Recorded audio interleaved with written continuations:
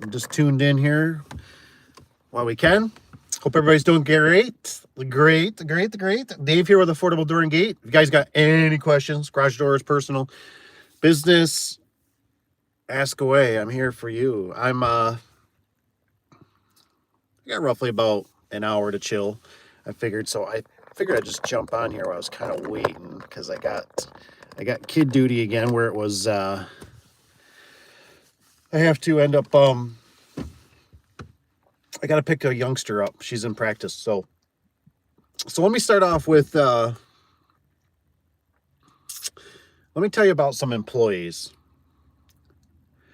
And this is not to bash employees, because you need employees, right? Employees are the heart and soul, and there's just there can be bad apples sometimes. And so I was thinking about it, and I was gonna kind of ramble about some of these stories that I have with some employees I've had in the past, just to kind of for some humor, and that way until you guys have a question, like I said, if you got a question, throw it in there because I'm here for you, and I appreciate you being here. But I was thinking, in the garage door business, I remember this one guy, and it's really tough, especially when you're younger. When you get old, and you start getting these things called white gray hairs, you start salt and pepper, I think is what they say. You start realizing you can pick up on stuff. The bull crap doesn't seem to kind of, you don't miss it. You can smell it. You go, yeah, that person's kind of, I think, full of crap. Oh man. I just got a thing today. It was asking me, where do you think most of your second viewers come from? They said Canada. So greedy from Switzerland. Awesome. Have a nice one. That's awesome. Thanks, MJ. And is it Groot J? Let's go. So in my infinite wisdom, when I was younger, when I was hiring employees, I had the mindset in the garage door business. I had the mindset of basically hiring experience. That was my main focus, right? Because back years ago, we were drowning in work. We ended up the ball got moving so fast and so quickly. There was so much work. I couldn't handle it all. I couldn't put enough hours in the day. I tried working the weekends. I tried working late at night. I was trying everything, and I just couldn't keep up. So I had to get some employees, right? And I remember one of them, the guy that was my foreman at the time, running the shop basically. He said, I got somebody. He said he's down in Georgia, and I said okay. And he says, but he wants to come back up here to Michigan. I said okay, all right. And he said, well, I could probably see if he wants to come up, and stuff. And I'm like, all right. He's got like, I don't know, 20 years of experience. I'm like, whoa. I'm like, dude, that's amazing. And this guy, he came up, and he turned out to be not so good. He was a big baby. He cried a lot. I remember, I think he must have slammed on the brakes, which could happen to anybody. He must have slammed in the brakes in one of the trucks when I had the Rangers. I had the tubes on the side, and it shot the angle iron out of the tube. And it went through the back windshield of a SUV that had a kid in the back. That was great. He was in a city about an hour away from us, and it's real busy city. And he ended up shattering the glass. I still can't believe this day the customer. I mean, I was all willing to obviously pay for a detail in the car, to pay for the back windshield, and nothing really ever came of it. It was just kind of like I was told about it, I was warned about it, and nothing happened about it. I don't know how. I don't know if he convinced them, said, look, I'm gonna lose my job, or he said, let me give you $100. Maybe they were a druggie. I'm not real sure. So MJ says, how old are you, sir? I'm going to be 41 in a couple more days. couple more days. Yes. I will be 41, but I'm basically 40. 40 right now. Over the hill. It's crazy being 40. I tell you what, man, 40 is, um, I don't know, something changed. Something changed drastically when I hit 40. Um, things look a lot different. Life looks a lot different. It's crazy. So, anyways, this guy, I had another story with him. I remember the day we're at the shop, and we're just grinding the gears, baby. We're going right, and he ends up he comes just pulling in with his personal vehicle, right, and I could tell he was pulling into the vehicle. We have gravel in our shop there, and he seemed like he was pulling in real aggressively, just and I'm thinking like, I'm like, what? I'm like, why is this guy acting? And he just gets out of the vehicle, right? And he goes, I got a problem. I'm thinking, oh yeah, well, I got a problem too, man. Like we all got problems.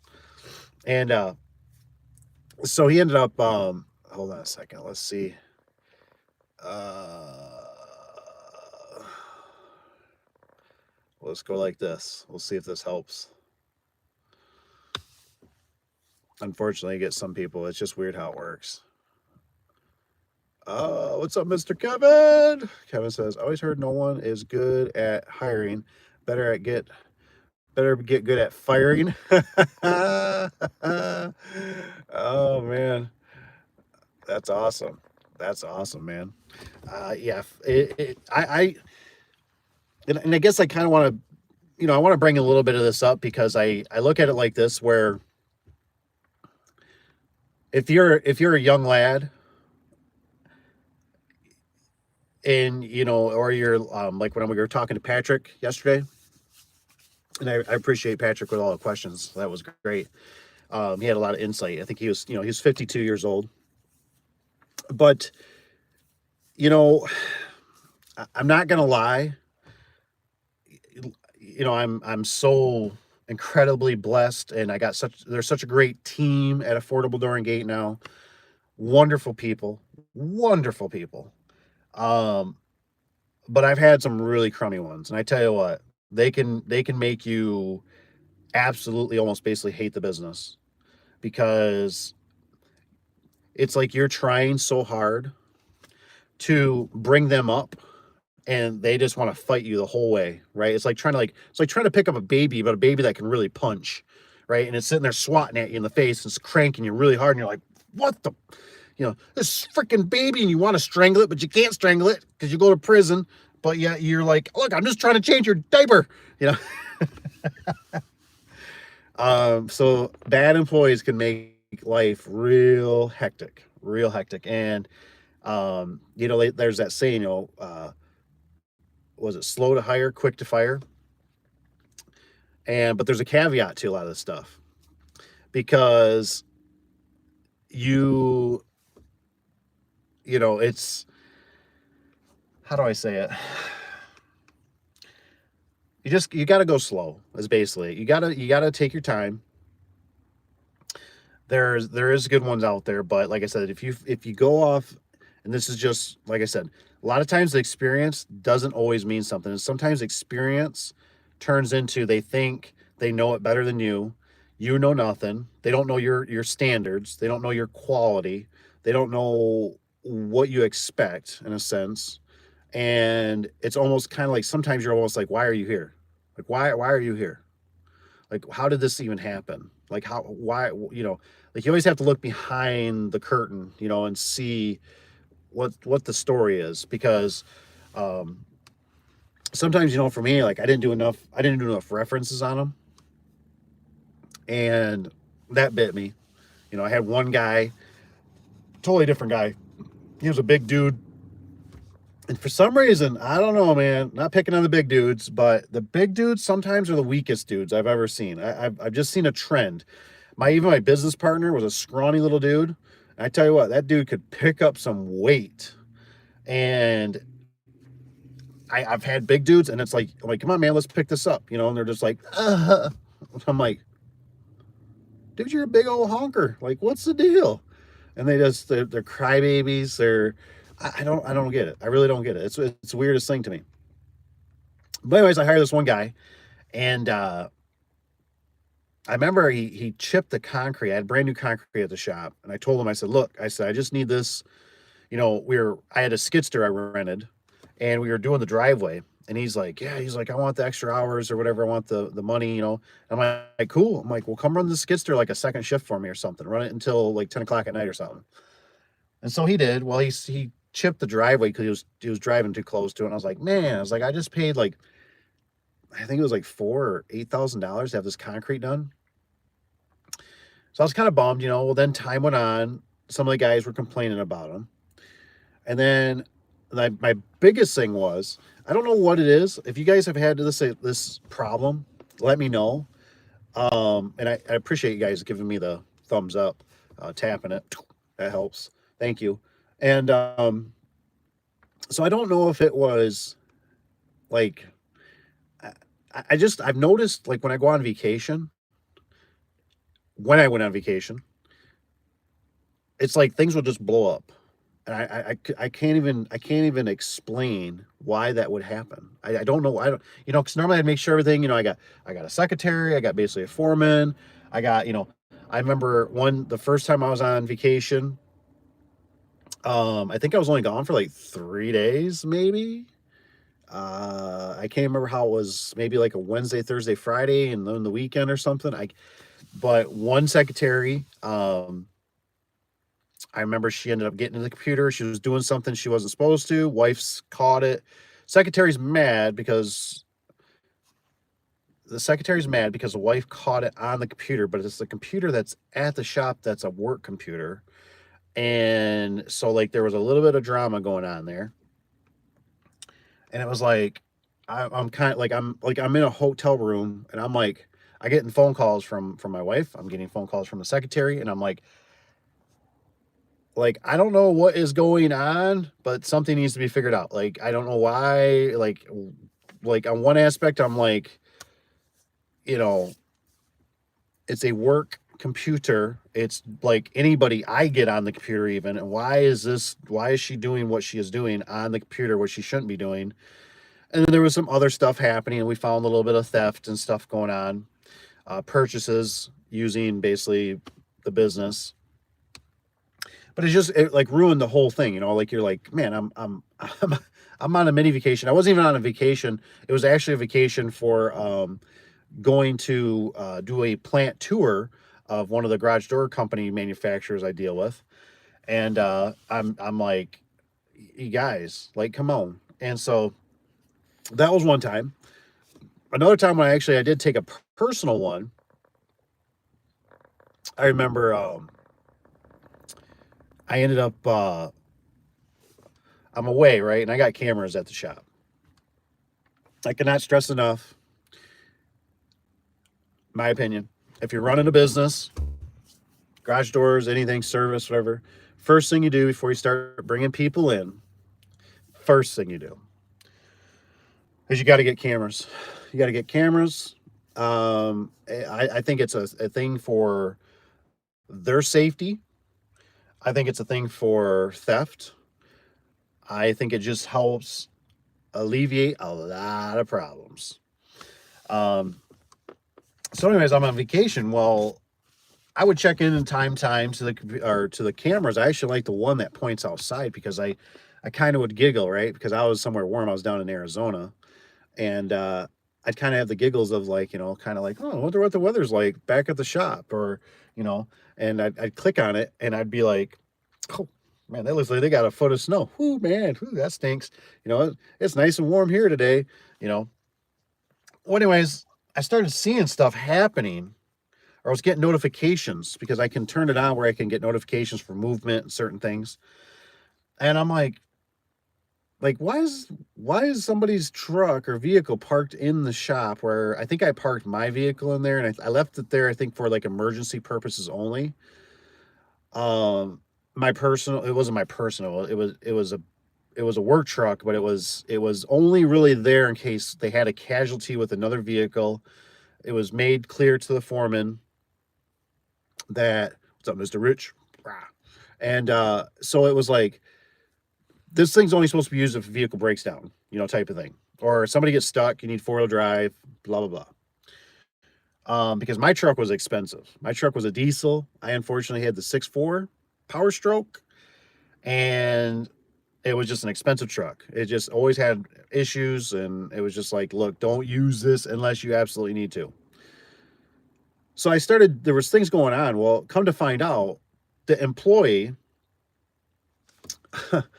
he ended up, I'll get rid of that one for you. He ended up taking it. He ended up taking it for personal use. Because I noticed a truck, I'd get like a notification around like midnight or something.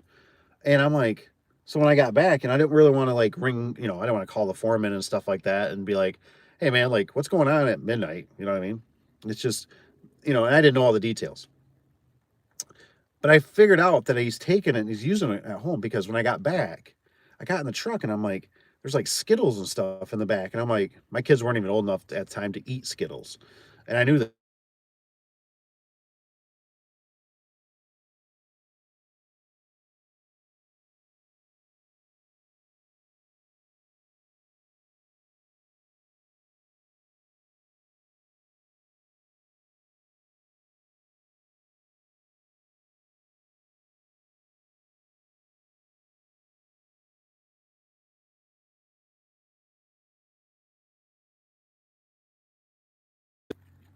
And so they can just do a lot of things that are just not cool, man. Not cool.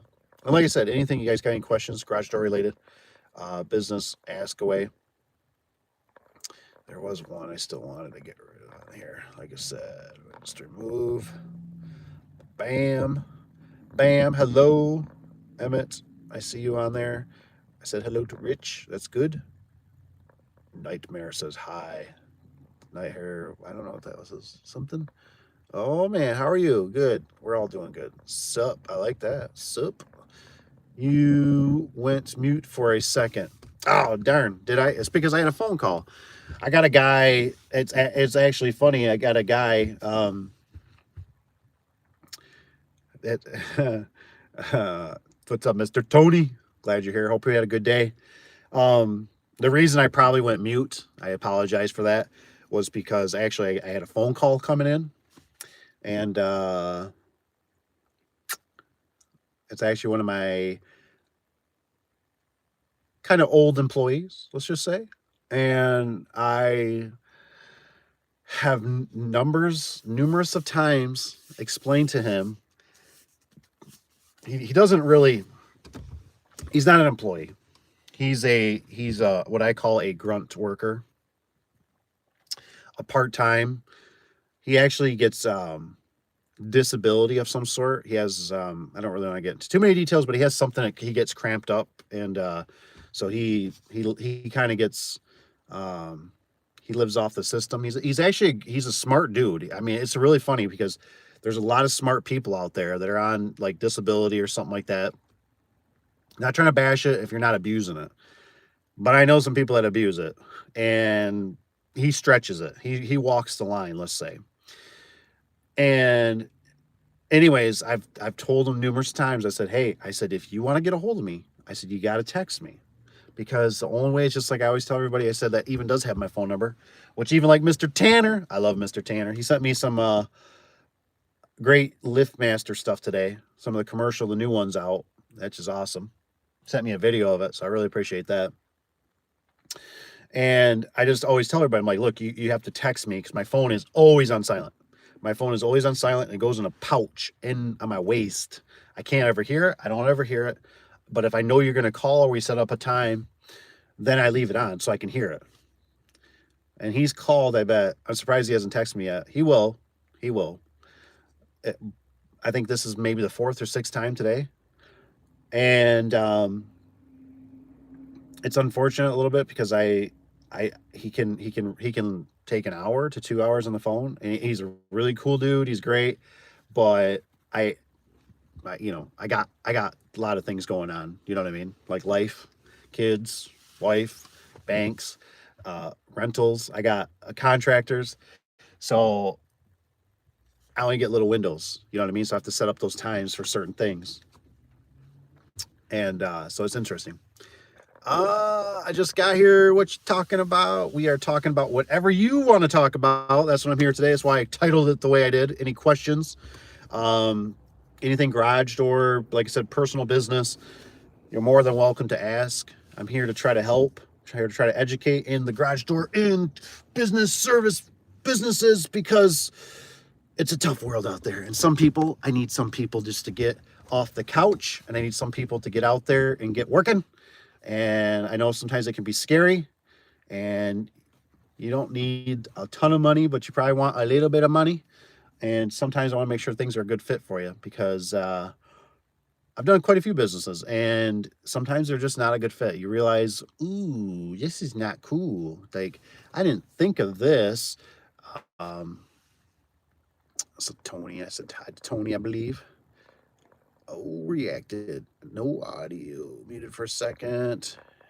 Hello, objective. You're Israel. I don't know what that one means. What do you know about the fencing business? Here we go. Okay. Oh, one says here, I only do garden work. It's what I'm best at. Hey, that's cool. Garden work's awesome, man. I keep thinking I'm just gonna be a farmer, because one day when I grow up, if you look at it, I always remember my business partner telling me, he goes, his one family member was a farmer, pretty big size farmer. And he goes, oh my gosh, man. He goes, you think your business is tough? He says, be a farmer. He says, he says, sun up to sundown. He says, you never leave. And I had an Amish guy I was working for. They'd build the buildings, pole barns. And then we didn't do the doors and the openers and blah, blah. And I remember he was kind of retiring, about my age, maybe just a hair older. And I said, what are you doing? And he goes, I'm going to go start working on the farm. He says, Dave, my brother's going to take over. And he goes, with the cows, the cows don't talk back. And I said, I can totally. So my point is sometimes I go, like with the garage door business, stuff like that, I have worked my tail off to get where I'm at, right? I mean, just work after work after work, hours and hours and weekends. And sometimes I looked at it and I went, I should have just been a farmer. I hear it's so hard, but yet, yes, you can lose a crop. Yes, maybe you got to get a few employees here and there, but it's controlled with boundaries. It has a certain parameter. You can only till so much land. And yes, the equipment breaks and stuff like that. And yes, you might lose a harvest, but you can put insurance on it. If you're a smart farmer, you can put insurance on it. So if the crop, doesn't do good, you still can get crop insurance. And there's so much more, less variables, I believe. And yes, it's hard work, guarantee it, but it's satisfying. It's godly. It's sunshine. It's rain. Same thing. But anywho's, I was, so with the, more like landscaping, not farming. Oh, more like landscaping, not farming. That's all right. Like I said, I watched a lot of landscapers too. I watched landscapers. I don't think I watched so much tow truck drivers, but I watched the truckers.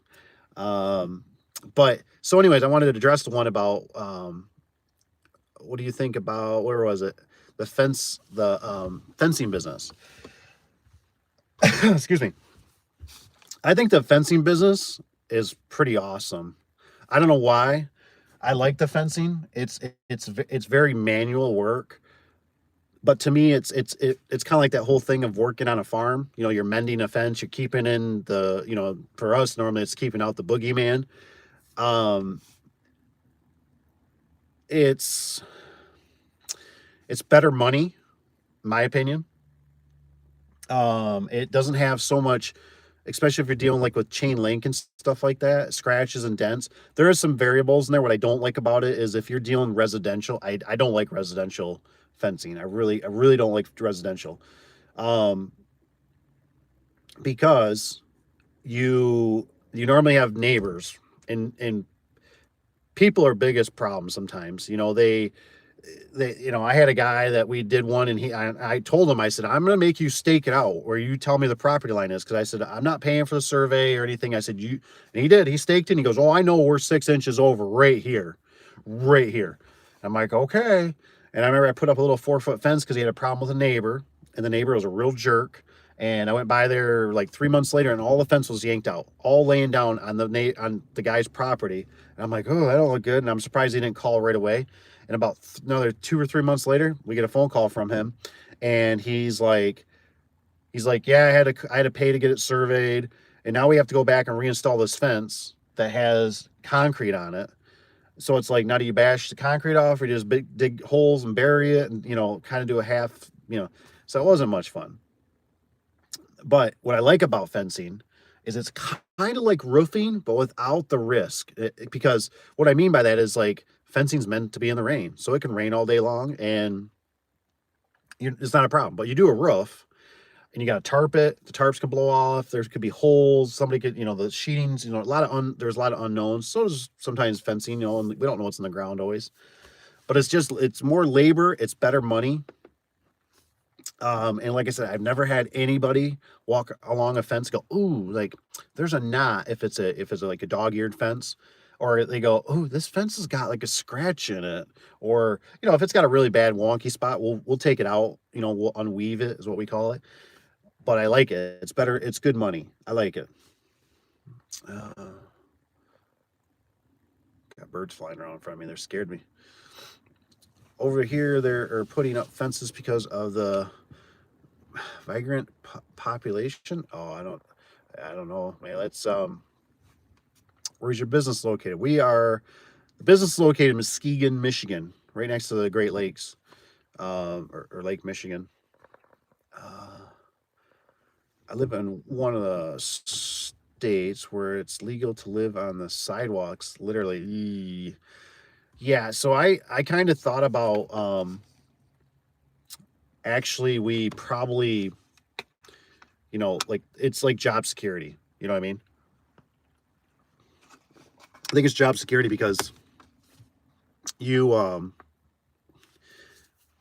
people are just want more fences. You know what I mean? People want more fences, especially if you do work in the residential, and commercial. They do, they want that security, and they need the security. So I think you kind of got somewhat job security there, but it's got its caveats. I remember, I think it was, a few years ago when the, cough syndrome was going on, and my vendor decided that what they were finding out, it was better to not tell us that certain stuff wasn't going to be on the truck, right? So we would order something, all fencing, right? We'd order the fabric, the poles, the top rail, and what they would do is they would, for whatever reason, did not want to tell us that they were excluding certain things, like, hey, just to let you know, this won't be on the order. And the reason I heard through the grapevine, excuse me, that they were doing this was because they didn't want people canceling the orders. So they were like, hey, if we can kind of get this out, and then like in a week or two, we'll bring them the rest of the stuff. Because you know how when the cough syndrome was going on, everything was just zigzags, just nobody knew how to make sense of anything. You didn't know when stuff was coming in, material was on shortages, lumber was crazy, everything was nuts. Well, I remember I brought in 2 guys, and we had this job. It was kind of a hot job. So I bring in these 2 guys for labor. Now, luckily, these guys are like my kind of like disabled, yet they're able bodies. And I remember I bring them in. So the semi truck comes, and I'm like, hey, he drops everything off. We're all looking at everything. I go, dude, where's the line post? Like, where's the line post to like put the fence up? I mean, that's like the first thing we put up, right? And then we hang the fabric, and then we do top rail. Like, where's the line post? And he goes, those didn't make it on the truck. I'm like, those didn't make it on the truck? I'm like, it's like 200 posts plus. Like, I need those posts. I'm like, and they didn't make it on the truck? I'm like, dude, I literally brought in 2 guys today. So now the guys walk over. They're like, we all set? We're going to the job? Nope. What do you mean? I said, we don't got no line post. I said, what the heck are we going to do with no line post? So we can't just hang fabric in the air. So that sucked. So if your vendor is not a good vendor, which things have seemed like they've calmed down now, that can be a problem. Labor can always be an issue, like anything. If people don't show up. Talking about that is random question. Where you get your hat? Where do I get my hat? It's a Bob Evans. I don't know. Do you even have a Bob Evans? Get your free DQ today. Oh man, that's what it feels like, doesn't it? Let me take you. I'll take you. I got a little. Oh, what did I do here? Did I push something? Make sure the boogeyman don't have access to my vehicle. Oh man. How old were you started your company? Oh, that's a good question. Oh man. Whew. Get out and stretch the legs for a second. I'm gonna take you over this surgeon I did years ago. So how old was I when I started my business? I don't know. You have to do the math. Somebody have to do the math for me. I'm going on 41 in March here, end of March, and I started in 06, May of 06. Sad people. I see this all the time. You ever see people? They always put trash. They throw trash. Not cool, man.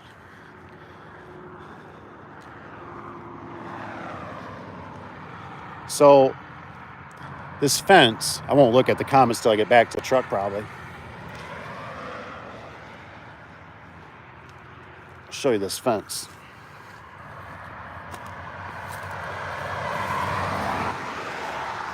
This gate has some history on it. The guy I used to own, his name was Charlie. He was a good dude. He was a real good dude. He don't own it anymore. Some other guy owns it. He has I forget his name. I didn't click with him. He was kind of a jerk. Let's see if I can turn the camera on. It's blank. I've been kind of curious of what they've been using over here. This gate doesn't work anymore. They just leave it. Oh, it's something. I don't know what that is. All lines. Something. I never even seen this box before, but this gate. I put this in years ago with my wife because somebody was turning into this gas station here.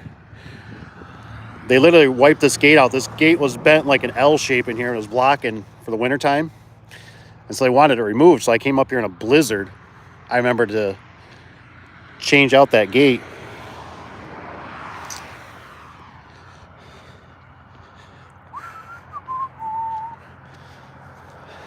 But the reason I bring that up is I remember when we had to do it after hours. So the wife was, oh man, there's a nice Chevy Hellcat. Look at that. Look at that dog. Dang. Leave it like that. Maybe somebody will see it. These things are pricey, especially if you got to find one. Probably $20 on eBay. And anyway, the thing was bent. I come up here. I had to chop it to haul it down the road. Down this major, I don't know, we got a big intersection down here. And it goes down. This is, I don't know what you call it, Maple Island. Busy area. Gas station, old Wesco. So I got a cup that says Wesco. They're a pretty good place around here. But anyways, I come up, and I'm like, it's just a blizzard. And when down this road a ways, there's a huge, massive hill. We get up here, I got the forklift on the one truck. I had a box truck, and that box truck had super tough tires on it. So the tires didn't grip worth a crap, basically, in the wintertime. Got up here, I told the wife, I said, I am so scared. I said, try to drive this truck up that hill with this trailer. I said, because if I can't make it up that hill with the winter conditions, I said, I get stuck. And I jackknife, I said, we're done. I said, we're blocking the whole road. I said, I don't know who we're going to call. I mean, it's, 9, 10, 11 o'clock at night. So she's like, all right. She's like, well, you want to go the other way, which is a little bit longer. So we decided to go that way. But man, that was the night I got the call from the postal service. Excuse me. And they were like, we can't get the gate closed. We need somebody to come out so we can secure the building. And I'm like, are you freaking kidding me? And I don't know if this is very common, but I've noticed this in business. This has happened multiple times where if I get like, if I try to plan something, I'm like, all right, I'm going to get this done today. I'll go do this one job. Bam! You get like 1, 2, or 3 more service calls and you're like, where the heck were you the other day? You know what I mean? Or where were you earlier before I planned and I called this customer and I already committed to this and now you either got to call them back. It's a real pain in the hiney. All right, let's see. Anything. Ooh. So yeah. Oh, come on now. Somebody writes 18. I wasn't 18 when I started. Is that what you're trying to say? I wasn't 18. I couldn't have been 18. Was I 18? I've been in a long time. Let's see. 6. I don't know. Who you gonna shoot? I'm not gonna shoot nobody. Howdy. What's... Oh, Mr. Patrick. Hey, Mr. Patrick. Glad you're back, man. I was just talking about you a few seconds. All good things. I was thinking about you, though. I was actually thinking about you hit and miss all day about what you're telling me about, you know, being 52 and whatnot and age. And I was thinking about with the business and stuff. I kind of was just thinking about it. Like, Actually, I told my wife. I told my wife about the dessert ice cream or the dessert selling. And I told her, I said, that don't sound like a bad gig to me. I just keep thinking, like I said, you know, it's something that makes people happy, you know.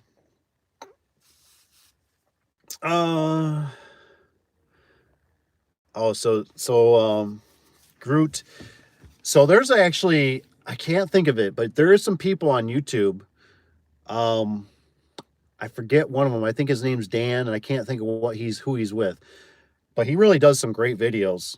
And he actually has some pretty, it's gotten better because probably about 3 or 4 or 5 years ago, I was personally looking for fencing because when it comes to fencing, I can definitely do it. And I'm a lot more confident now.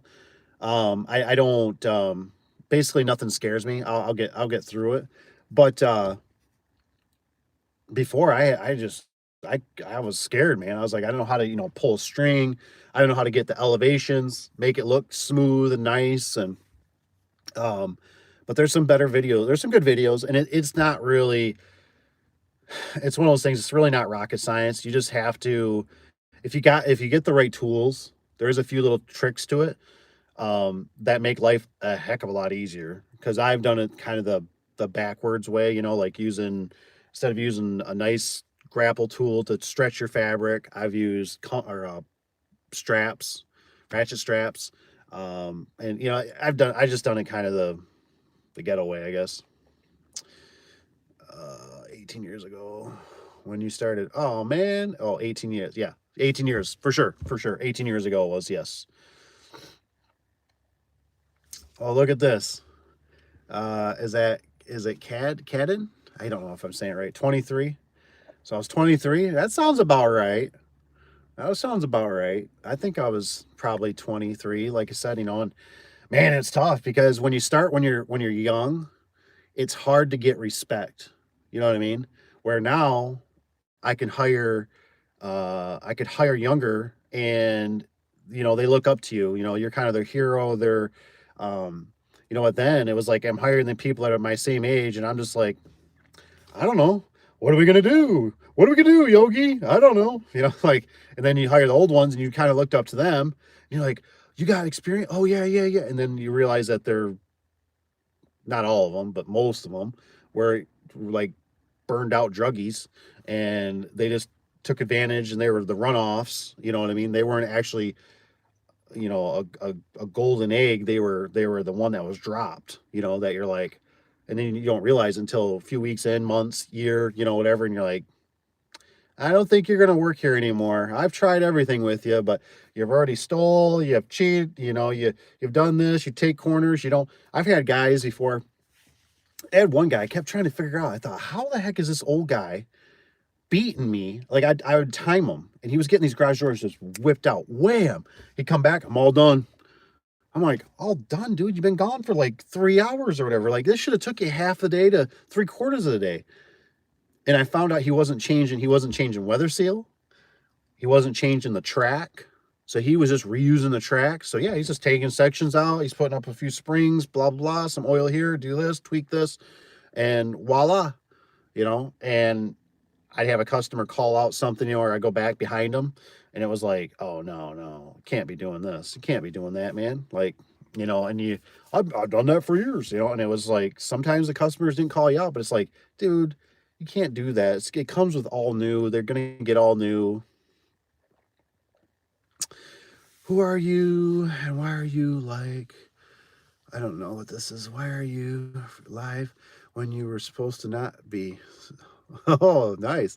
We'll get rid of that. We don't know who and what that is.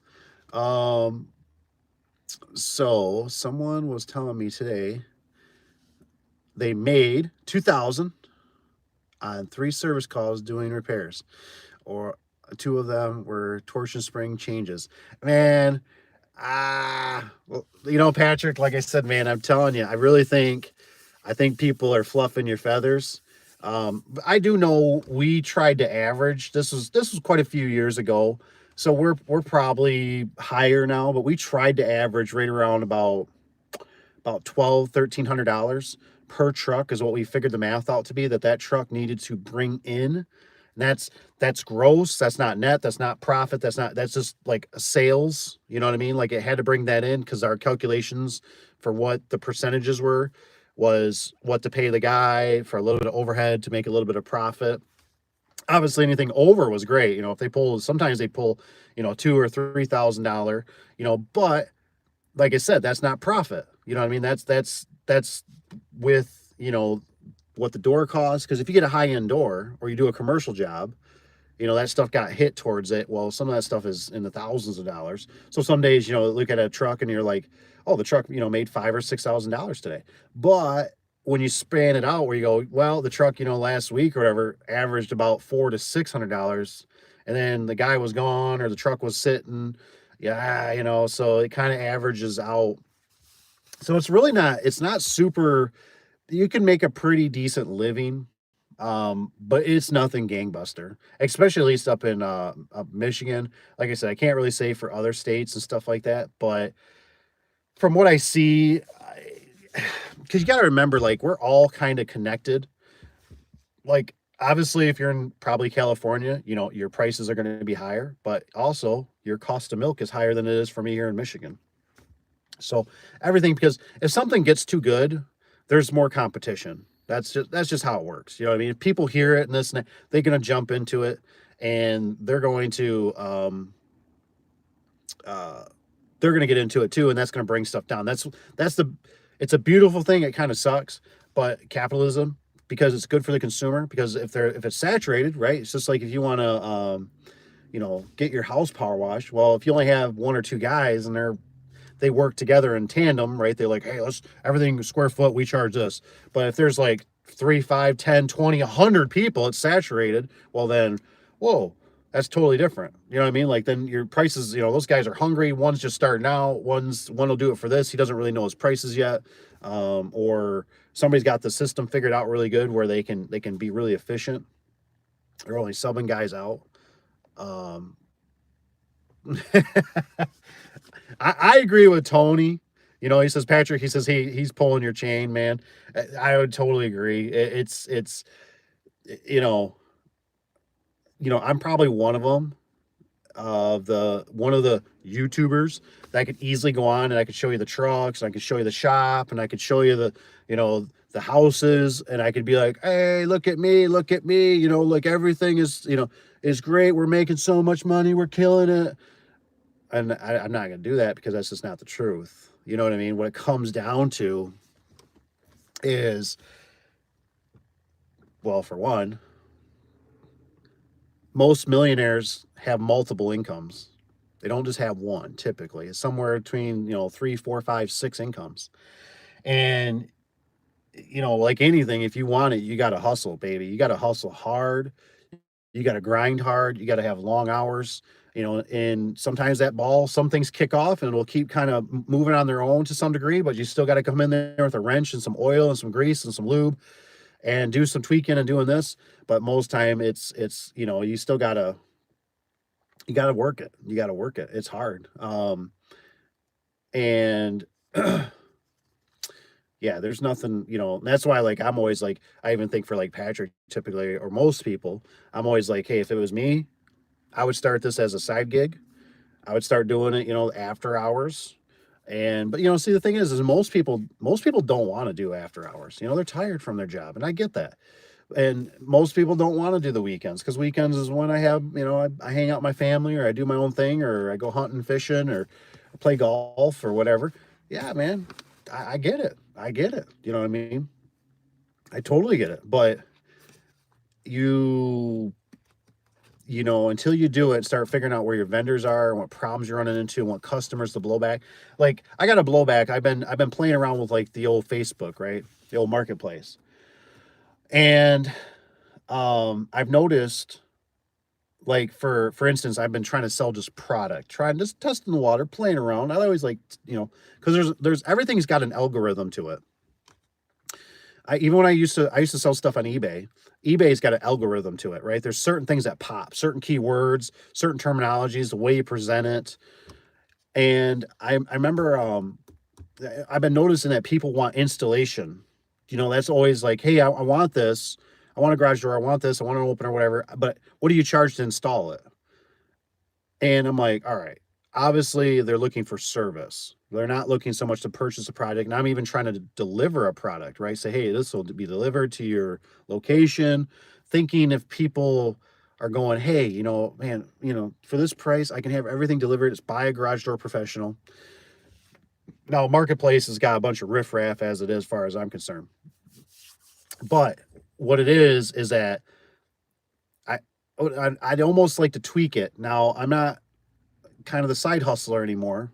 I'd like to see either a family member or one of you guys let me know.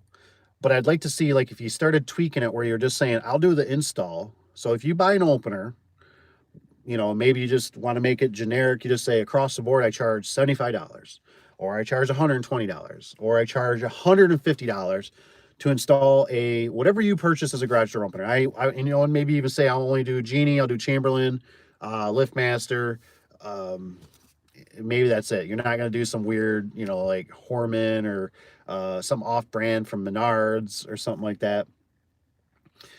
And see if you get people that come in and say, hey, I bought an opener and I'd like you to install it.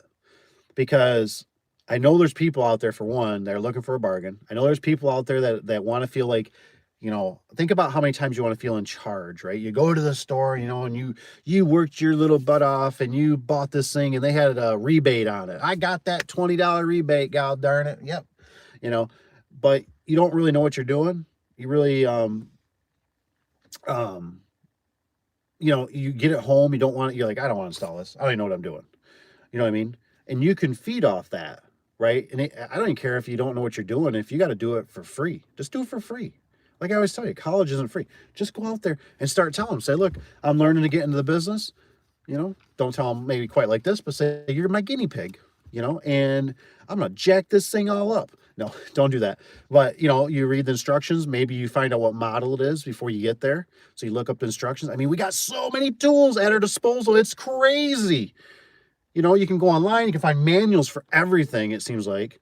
So you do some research on it. All right, it tells you to do this, tells you to do that. If you're kind of handy, you got a few hand tools. And, maybe if you can do it on a day where the girlfriend or the wife or whatever is on standby and you got a little more set tools at the house, it's not too far away. Don't do stuff far away.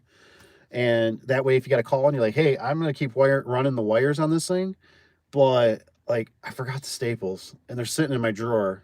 And there's a second one down, whatever. On it. Can you bring me some staples, please? You know what I mean? And you go at it. Oh, yeah, let's see. What, pull the chain. This says, make a good live doing doors. You look oh, man, yeah, it says, make a good live doing doors as if you look to be getting rich, better find something else. Yeah. Yeah, it's tough, man. It's tough out there. Like I said, I know. I keep hearing, like I said, these things. I worry about this business. Well, in general, the economy. I shouldn't say business. Door business, 24/7. Tony knows how it is, man. Tony knows what's up. I mean, it's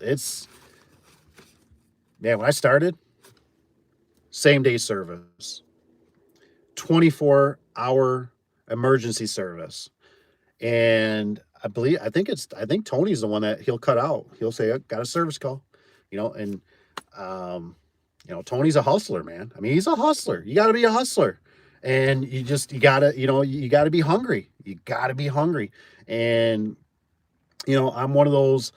Uh, I'm an old fart now that I used to make fun of when I was young buck, because I remember when I was starting out, I couldn't believe. I was always amazed. I can't believe nobody answers the phone. I just get customer after customer after customer. I can't believe somebody picked up the phone. Hi, hello, are you real? Yes. What's going on? How can I help you? Oh my gosh. Well, it's 6:30 at night, but my garage door broke and I don't know what to do. Not a problem. Super Dave is here to help you. What can I do? Well, this, okay, and nowadays I've gotten smarter, so I'd give them a parameter, I'd say, okay, or can you take some pictures? I'd slow down, wouldn't get so hyped up. I would slow down and I would, say, can you send me some pictures? Because pictures are worth 1,000 words. And if I can see it, I might bail, right? Because I had a garage one time. It was in the ghetto, and it was full. You opened up the man door. You had to push the man door open. It was up above my head in garbage, just clothes, garbage. And I'm like, you're gonna have to clean this out, And they're like, oh, I thought you did it from the outside. No. But if I would have had a picture of that, any semblance of the outside of the house to the inside, I would have said, you're gonna have to like get some stuff cleaned out. I'm sorry, I can't help you. Or you might want to call this guy because he doesn't do very good checking or pictures on the phone. Call my competition. He needs something to do. uh, 24. It says, yeah, it says he's in a big city in California. They were for double doors. California, you're not watching that one guy that does the class or whatever, are you, Patrick? Because that one guy I think is full of baloney. The garage door school or something, or education. I can't remember what his channel or whatever it's called. But that guy, I watched him one day too, and he did one spring job, and he's like, "That's how you make $2,000." I'm like, $2,000 on a spring job? I'm like, I'm in the wrong business. I got to go to California. And I thought, there ain't no way. There ain't no way. That customer was either super dumb, or that was your mom, or that was your grandma that you worked for, and you gave the money back, or something. Something's going on here. Like, it's just ridiculous. 800 for double doors and 49 single. Says the average is 3. Yeah, like I said, California, you gotta watch. You know, Mr. SOS is a good dude for that. You know what I mean? He's out in that area, and he knows what's up, man. It says I get 200 for install there. Opener, we get 700 install their doors. Yeah, I mean Tony's right on. I mean that sounds like it's in the ballpark. That sounds very reasonable. It sounds very legit.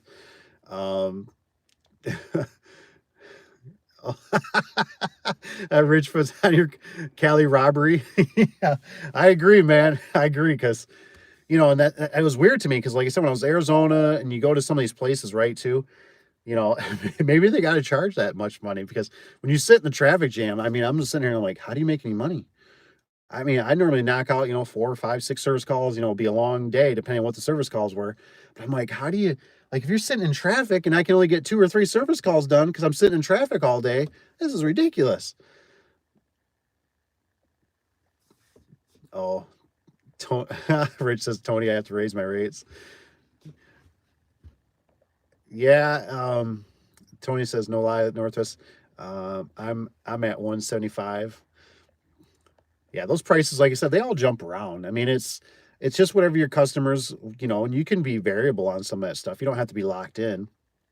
Um, it took me a long time actually until um, my one guy actually proved to me, and it's a lot easier to do it when you're swamped because you don't want the work.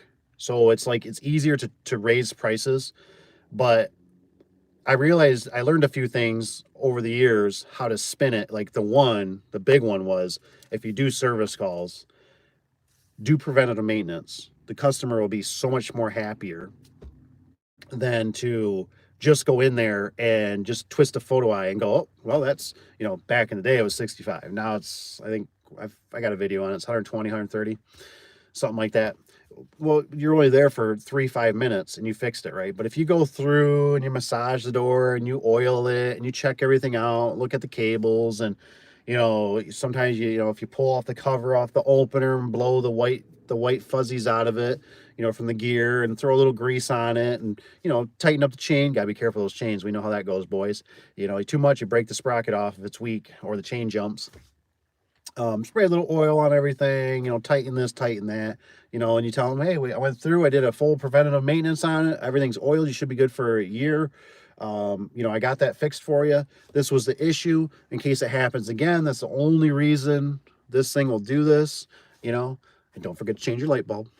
Well, like I said, that's always kind of I normally don't do it in service calls, but installs I do, those darn light bulbs. Let's see here.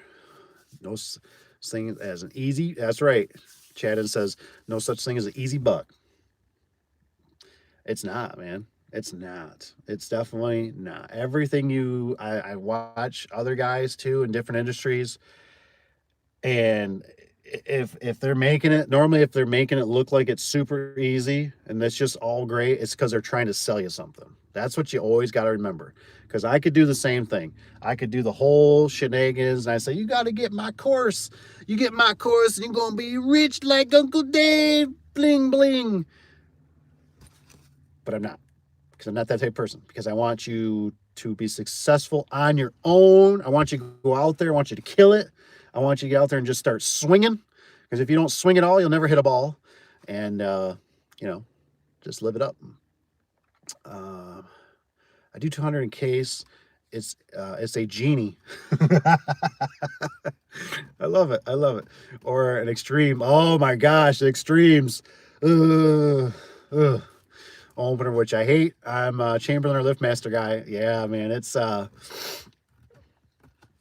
don't think they have the extreme anymore. I thought it's called Mastercraft or something now is what it's called.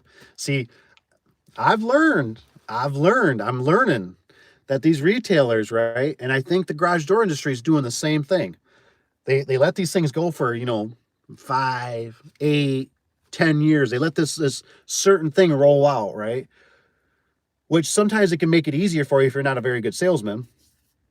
But it also can make it very inconvenient if you thought you bought a good product and it's like for your grandma, for yourself, and you go back 8 years or 10 years, something happens, somebody runs in the garage door section and then you go, hey, I just need to order the sections. It's a barn. It's just, I don't need to spend all this money.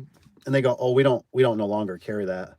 That was like the 9000 series line, and now it's the 9100 series line. So we don't carry that or make that anymore. And you're like, what? Like, I just need a section. Like, how am I going to, so the garage door has been doing the same thing. That's why Menards used to sell DeWalt. Was it DeWalt? No, sorry, it wasn't DeWalt. It was Milwaukee. No, stupid me. Sorry, my brain's in another world.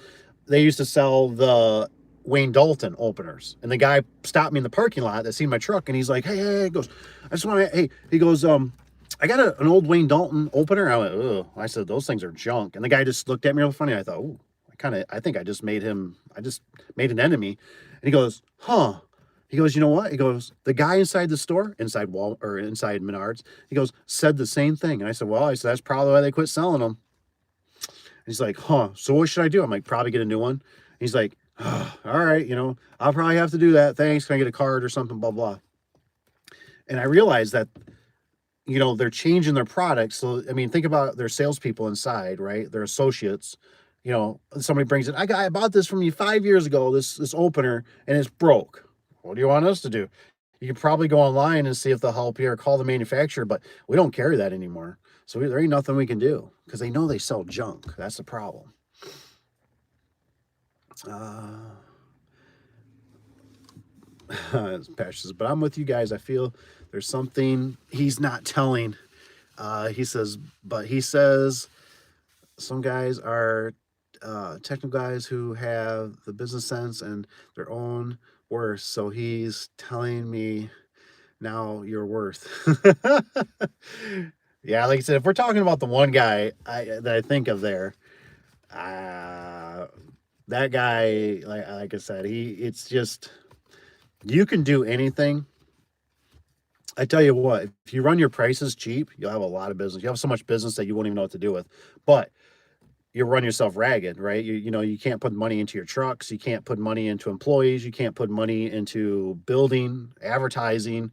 So there always becomes this like equilibrium where things start, you start trying to bid stuff and now you're not getting it, or you're down here and you're getting everyone, which is almost where you don't want to be. You got to get some that you get some blowback on.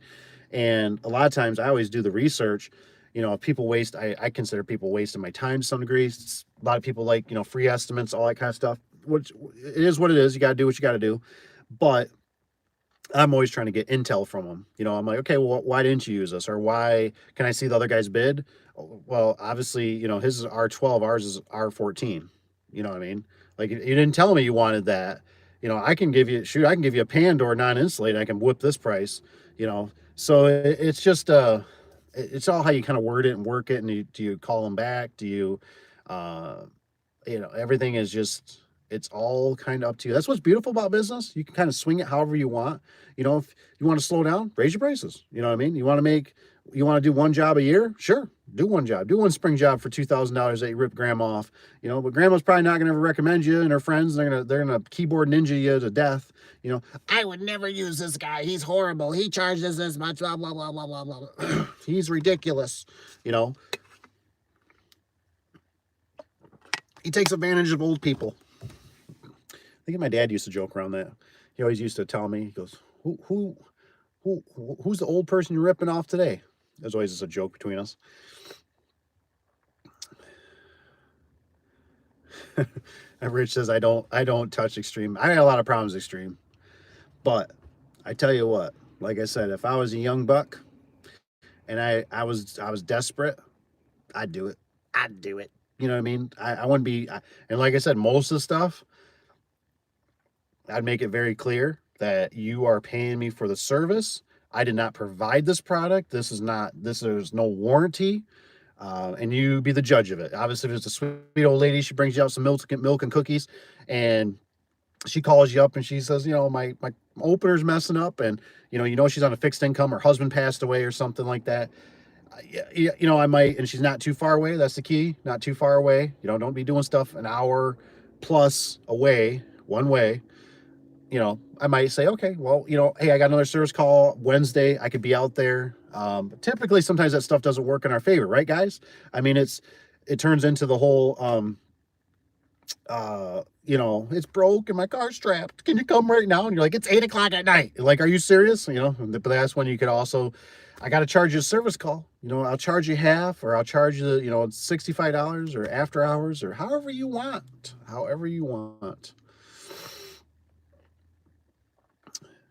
Says, I own a waste management company. Enjoy listening to your videos mainly because of how practical you are. Oh, that's cool. Appreciate it. Waste management, man. What kind of waste management? You dealing like trash? You dealing with like porta-johns? You dealing with septic? I'm just kind of curious. You can always email me too, Chadden. That stuff always fascinates me. I watch a lot of stuff on that stuff too. So too many YouTubers out there claiming they're making millions in their line of work. That's very true. They do. And it's thing about business, and like if you're in sales, like my buddy that worked at sales in ABC, he did ABC roofing. And I remember he was telling me, oh man, I finally got this sales gig, and I knew, I didn't know all, right? Because he started telling me some of the details. But I thought to myself, you got to understand, you think about it, right? And you think all you're doing is pushing product, right? But every customer you touch, their life, and you deal with, there's going to be some blowback. There's going to be some problems, and you only have so much time on the. You can only be on the phone so much time during the day, right? In the 8 hour day, with the customer. Hey man, the felt paper didn't show up. Hey man, you shorted me 3 shingles, and you're like, well, you signed off on the paperwork. Are you sure? So even in sales or business, there's only so much you can do unless you get just multiple and multiple employees and more strategies. See, it's always that whole thing, right? It's like the McDonald's, right? Anybody can make a better hamburger than McDonald's. Anybody. It seems like, even my 5-year-old could. But can you build a better system than McDonald's? That's the key. You know what I mean? And so you have to start working on the system, which is hard because you're also trying to work so hard to, you got to make money, you got to do payroll, you got to fix the truck, you got this, and then you start trying to work on the system, which you really don't do a very good job at. And it's tough because then it's misfiring. You got people just not doing what they're supposed to be doing. They don't have the leadership. So there's a lot of things that go into it, and then you got biggest thing is you get employees, you start getting theft, you get waste of time, you get vehicles that are failing or having problems. It just things can really start adding up, and it's hard, because it was really hard for me when I was doing. I did $1 million in sales. I made 30,000 in my QuickBooks showed me I made 30,000 in profit. I had 16,000 in the bank account, and I'm like, this is bull crap. Like, how am I at this? And then I did like $100,000 less the next year. Didn't push as hard, stayed closer to home, and I banked either another. It was a positive of 30 or 60. I can't remember, $30,000 or $60,000 more because I stayed close to home.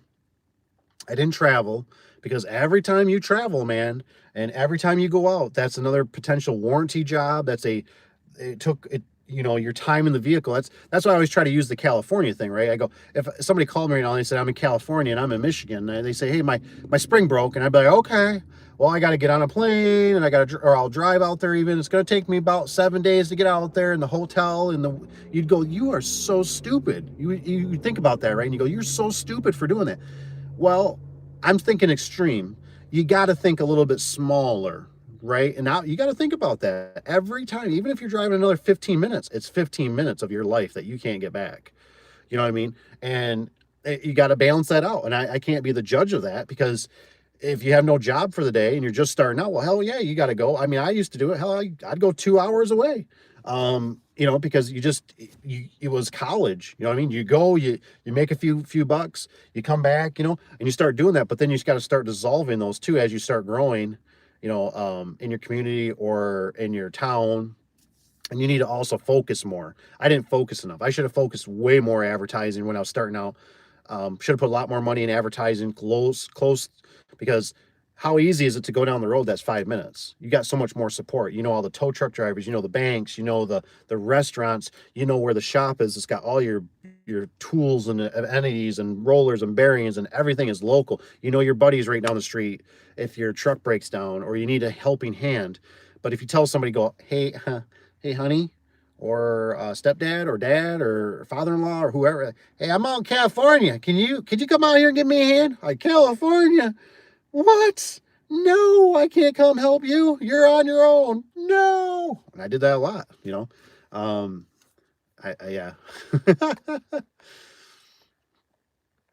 Oh, let's see here. It's too many. Yes. What's Tony says? I told I'm only true 24-hour service in North, and there you go, man. See, Tony's got it. I'm the only 24-hour service. That's what he's told, and that's what he gets. He provides it. He gets it. Yeah, CR says no way. 2,000 residential. I agree. You ain't. I don't know what you're getting. My problem is making. My problem is I'm in love with making money. You get burned out, man. You gotta, especially, I don't know if Tony, I don't know how old you are and stuff like that. And I don't know if you got a family and the wife and the kids and all that stuff, so things can kind of change, like when I was a lot more hungrier when I was younger, didn't have all the responsibility. That's for sure. Swimming pools and movie stars. That's right. Rich says Mac Force, Master Force. That's right. Good old Menards. Are you watching the this is Tony. Are you watching the Beverly Hillbillies? What? What? Is there like a new one out or something? Now my friend in North Carolina charges 120 for service calls, which sounds legit. Call fee and 250 for repairs, except 399 for springs and 400 to 800 door installs. And he says he grosses six figures. I mean, it depends. I mean, like I said, if he's doing how many service calls is he doing? I mean, we could vary anywhere from we've had 3 to 6 to 8 service calls. Just depends on how long they go and how fast you do them and how late you want to work. So you can do it. I mean, you can do a lot of. I mean, those numbers seem right on. 125 for service call. I mean, that seems all legit. 250 for repairs. It sounds about right. Oh, what happened here? Hopefully, I didn't hit something. Okay, cool. So somebody got rid of Tony Live. What does this one say? I don't see what that one happened. I see Rich got rid of that. That's good. Open. Oh man, what is this? Oh man, we're starting to get the creepers in there, aren't we? Let me get rid of this one. Remove. There we go. It always happens. Trolls coming. Oh shoot. Like I said, we'll just have to do it another time or something. Plus, I got it in a few more minutes. I'll have to go. This is a good one for advertisement. Is get a box of golf tees. Ooh, go give them to the local golf course. Ooh, Tony, man, I like that. That's awesome. Guys will have them in their bags. You'll find them on the key box grade advertisement. Awesome, dude. That's a sweet idea. I never even thought about that. Yes, he says California too. He gave me some great advice. He said to attend trade show conventions and look to training provided by garage door brands. That's true. That's true. Tony's Tony's 56. I have 2 girls. One works with me. Oh, sweet. That's awesome. She can hang doors better than some of the men. That's awesome, man. Dude, I love bringing my daughters out. Like I said, it's awesome working with them. It's loved. I can't tell you guys how much I love training younger generation. You know what I mean? I just love it. It's like my passion. It's like if you have your dream job, it would be training the next generation because it's such a pleasure because I remember how it was. I was scared and didn't know what I was doing and let's see, 56. Man, I tell you what, too, I just wanted to let again, thank you, Tony, and thank you, Rich, for doing the moderating or whatever it's called. Keeping people on point, keeping them in check. Oh, sweet. So you do the 30-yard dumpsters and 12-yard concrete cycling washout. That's awesome. We do a lot of commercial work in Utah. Nice. You should if you're doing you should email me. I'd love to, or send me some pictures if you get a chance, or email me. I'll give you my number because I know there's a lot of trolls on this one, so I don't want to do that. But I'd love to see what your setup is and stuff like that. The dumpsters are great too. They really are. I think there's upfront costs, but it's doors and there's not permanent. There's just some things that are good about it. I'm like you, Dave. He says, got a garage door business, have rentals, have a place in Florida. I don't live with my mom. I don't live with my mom. Oh man. Yeah, you gotta, how it is. You gotta keep hustling, man. It's just you're always looking for different, things that just kind of keep that trickling. It's nothing's out there. At least I don't know about it, where it's get rich quick unless you scratch a lotto ticket. And I know a lot of people do that, and they spend a lot of money doing it. And I don't know anybody that's won it, that's for sure. But you just got to keep moving. You got to keep moving every day, every weekend. You got to keep moving. You got to keep moving. You got to keep moving. You got to if you're fixing your stuff, you got to maintain your stuff. You got to clean your stuff. You got to get the jobs ready. You got to get tools ready. You just got to keep moving. It's a lot of work. It really is. That's why it's like, in a nutshell, I was just talking to somebody about it. You're almost better off if it's just a money thing. You might as well stay at a job, find a job that's going to pay you a lot of money, and just stay there. It's easier. Because I tell you what, I do regret sometimes. I miss. I shouldn't say regret. I miss when I used to work at a shop. Right, that old time card. Right, you hit the time card, and it was like you hear the machine break down. Come to a screeching halt. You're like, not my problem. Second shifts, and you walk out the door. Business 24/7. You're on vacation 24/7. You're still thinking about it, right? Your wife's sitting there talking to you about something. You're still thinking about it. You're like, yeah, yeah. Oh crap, I got to get that. I got to write this down. I got to make a list. I got to put that in my list. I forgot. I got to bring channel locks or something. Let's see here, Kevin. Don't knock the girls. He says I got, what is it, 4'10", barely 100 pounds. She's been one of the better partners, and dude, I'm telling you, the kids, sometimes the wife, they can be. Sometimes it's a breath of fresh air because they're smiling, they're in a good attitude. I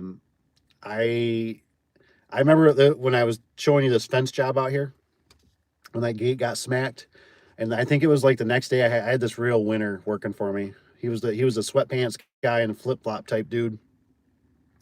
I remember I said something. I'm trying to think of how I said it, but I told him, I said, dude, I said, man, she's a rock star, the wife, this and that. And he goes, man, he goes, I'm surprised you don't work with her. And I said, well, I would. I said, but I don't trust you to watch my kids. Burn, baby, burn. And that was the honest God truth. I just thought of it right on top of my head. I just told him, I said, he goes, well, I'm surprised you don't work with her. Instead of, you got me. And I said, well, I would. I said, but I don't trust you to watch my kids. And I said, yeah, it's where you probably burn my house down. And, but I mean, she was out there. She knows how to run the equipment. It's like my kids. My kids know how to run. My older one, she knows how to run. She can run a skidster. And I probably trust her sometimes more than some other guys on it, honestly, because she knows. I'm like, gentle. What's gentle mean? Versus, I got this. Oh my gosh, everything goes flying. Oh, sweet. Is Zach 633?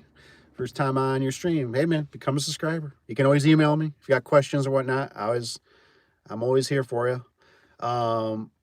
So Patrick said, what brands do you recommend for training? Chamberlain, LiftMaster, opinions what brands have the best training? Ooh, that's a good one, Patrick. I don't know. I mean, you just got to kind of search. It's too bad because Patrick, I forget, you're down south. I was gonna say, it's too bad you can't hook up with a guy like me. I'm sure you could actually find somebody if you called around and just tell them what maybe you're thinking about doing. I can't stress enough about hands-on. I remember it took me, like I said before, it took me a year just to feel comfortable around garage doors, to go, oh, there's a garage door spring, there's a torsion tube, there's the drums and cables, and don't stick your finger in here type of thing, just to feel comfortable, not feel like a pro, not feel like an expert, not when doors are crooked and stuff, and I come in and go, I got this. But then it took me 5 years. 5 years is about the mark when I hit, and I said, I know what I'm doing. I'm the man. I got this. Now, it doesn't mean I didn't learn still on the way, because I learn every day. But I felt so much more confident after 5 years. That's a long time. 5 years. I felt like I was like, I get this. The door's crooked. It's up here hanging with 2 rollers. The opener's doing this. I see this as a common problem. It's a circuit board. It's a power outage. So the biggest thing is just, you don't have to spend a lot of money. A lot of these things, not that they're not, you get nuggets from them, right? But you don't get the whole thing. You get nuggets. Anytime I've read a book, I've done seminars in life, you pull little nuggets. You see people, you talk to something, you see something. Well, the problem with seminars and stuff like that too is most of the stuff is all the newer stuff. And the stuff that we're working on is most of the time older stuff. So they're not promoting that. They're not showing you that. And so you just have to go out there and play with it. And the worst thing you do is you go out there to a customer even, and you tell them, you look at something, you tell them, hey, it's a $65 service call, whatever. And next thing you do, you can't figure it out. and you feel like it's an honest, you just tell them, say, look, I'm sorry, I don't mean to waste your time, but I don't know what's wrong with it. And have a couple guys that you would refer, that you know that do good work, have good reviews maybe in your town, or you've talked to them, and say, look, I would recommend these guys. You know, maybe even make a phone call and say, hey, could you put this lady on your schedule if that's what they want to do? I don't know if I'd get that far involved, but you just tell them, say, look, I'm not charging you. I'm not charging you. You know what I mean? There was no contract. There was no money exchange. I'm not charging you. But that was your college right there. That, yeah, you spent a little gas. You spent a little time. But like I said, that's why you got that day job that keeps your bills paid. You do this after hours, or you do it on a weekend. And like I said, even if you get one a weekend, you're going to learn so much. And you're going to start going, I got this. Or maybe now they send you a picture and it's another Chamberlain. You already worked on Chamberlains. You're a pro at Chamberlains now. So you're like, I know the common problems. I know where I can buy the circuit boards, or I'm going to have them purchase it. You know, you can do that kind of stuff. Say, hey, would you want to buy it? You know, if I buy it, it's going to, I got to mark it up. Or I can show you where I buy it. Go on eBay, go on Amazon, or here's a share link or whatever. There's so many ways you can do it. So many ways.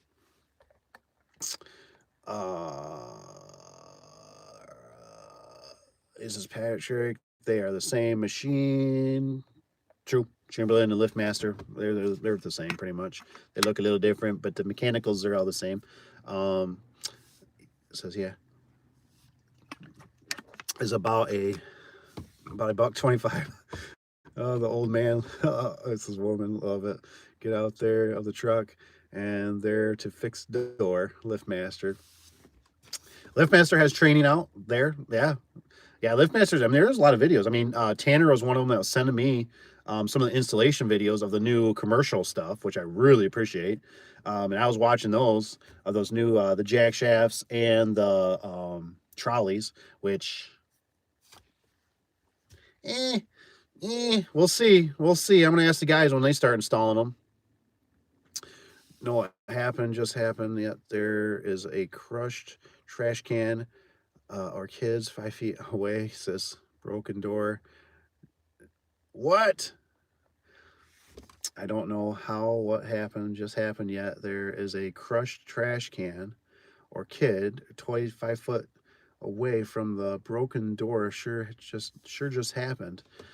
Oh, yeah, that's crazy. Patrick, you already need to hook up with someone with experienced brands. Training is probably more focused on installs. There you go. Kevin's got the right idea. All right, guys, I got to pick up the little one. I'm glad you guys are here. I really appreciate you guys being here. Thanks for being here. And thank you, Rich and all, Tony. And Tanner, can we make Tanner... Let me see if I can make Tanner... Rufus... Whoops, I think I did the wrong one. I wanted to see if I could get Tanner, because Tanner's a good dude.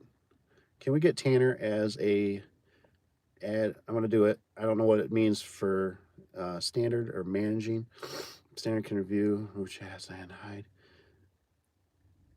Let's do can manage black words, change. Let's do standard. There you go, Mr. Tanner. You moved up in the world, buddy. I appreciate it.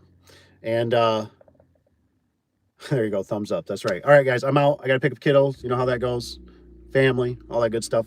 Thanks for being here. See you on the next one. Got any stuff, email me. Emails in the description below. We'll see you guys later. Take care. Bye. Maybe. If I know how to hit the end button.